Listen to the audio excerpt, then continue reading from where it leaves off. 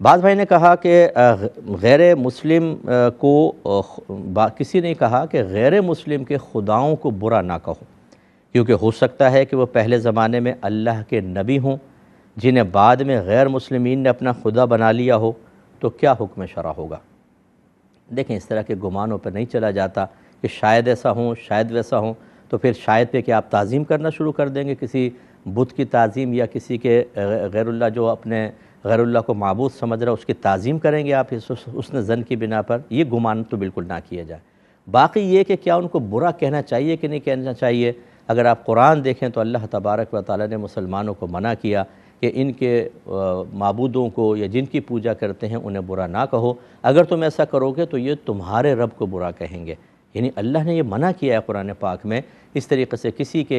مطلب مذہبی جذبات کو مجروح کرنا بالکل غلط ہوتا ہے۔ آپ اپنے مذہب کے ساتھ ہیں، ٹھیک ہے، کوئی اپنے مذہب کے ساتھ ہے، اگر آپ سمجھتے ہیں کہ وہ ہدایت قبول کرنے کے لیے تیار ہے تو احسن طریقے سے اس کو سمجھائیں ضرور، لیکن برا بھلا کہنا وہ بھی علانیہ طور پر، اس سے کبھی کوئی فائدہ نہیں ہوا، نفرتیں بڑھی ہیں۔ اور یہ حدیث ہمیشہ ذہن میں رکھیں، میں نظیر کے طور پہ اکثر پیش کرتا رہتا ہوں کہ رحمت کونین صلی اللہ علیہ وسلم نے ارشاد فرمایا کہ کوئی اپنے ماں باپ کو گالی نہ دے۔ صحابہ کرام نے عرض کیا رسول اللہ کون اپنے ماں باپ کو گالی دے گا؟ آپ نے فرمایا جب تم کسی کے ماں باپ کو گالی دیتے ہو تو وہ تمہارے ماں باپ کو گالی دیتا ہے۔ یعنی کسی کے ماں باپ کو گالی دے کر اپنے ماں باپ کو گالی دلوانا یہ ایسا ہی ہے جیسے خود اپنے ماں باپ کو گالی دینا، بس یہ اگر معیار بنا لیا جائے۔ بعض اوقات آپ کا کسی سے مذہبی اختلاف ہوتا ہے، مسلمانوں میں بھی مختلف اسکول آف تھاٹ ہیں اور مختلف مکاتب فکر ہیں، ایک دوسرے کے بڑوں کو برا کہتا ہے، وہ جواب میں آپ کے بڑوں کو برا کہتا ہے، تو یہ سمجھ لیجئے گویا کہ آپ نے خود اپنے بڑوں کو برا کہا ہے۔ اسی طرح غیر مسلمین کا معاملہ ہے، امید ہے کہ آپ بات سمجھیں گے۔